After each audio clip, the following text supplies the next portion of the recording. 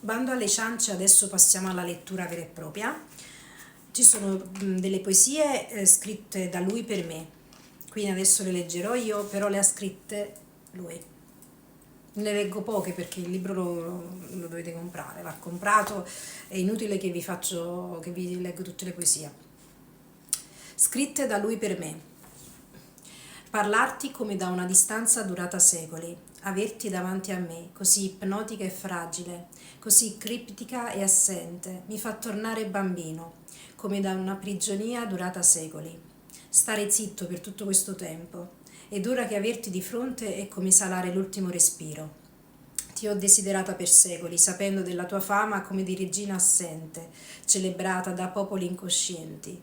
Ora che mi sei davanti, tutte le parole addormentate nei secoli mi si fermano in gola, tanto è profonda la mia pena.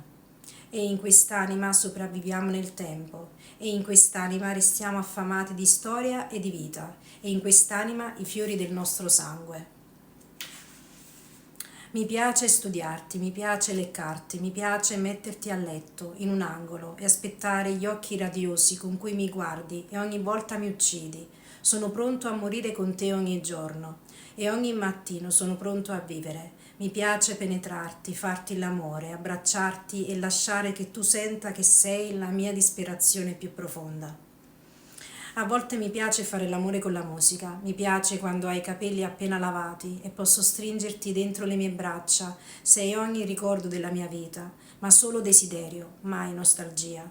Brucio anche quando sei con me, quando fuori c'è una tempesta, sei tu i lampi dentro. Sei la mia schiava, ma io sono la tua ombra, sono un uomo triste senza di te, non posso considerarmi diviso da te. Provo a parlarti, a convincerti che non posso vivere senza di te, che pagherei per te tutto l'oro del mondo, darei per te tutto, ogni cosa che ho. Qui c'è un errore, mi sa. Morire è solo vivere senza di te. Mi accompagna un pensiero come un brivido, che per un momento tu non possa essere mia, che non possa esistere con me, dormire con me.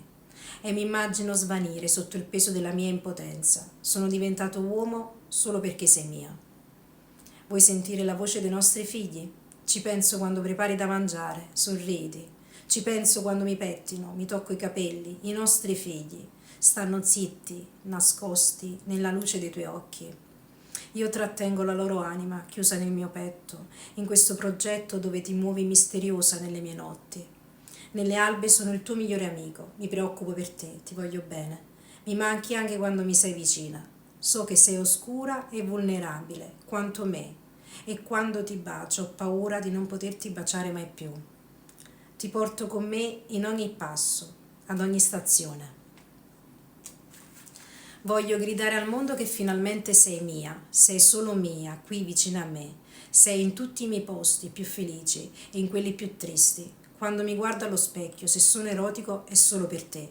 Sei bella quando ti prepari per il giorno, soave e misteriosa. Sono audace e provo ad amarti sempre, ma ancora più bella sei di sera, quando brilli alle luci della città.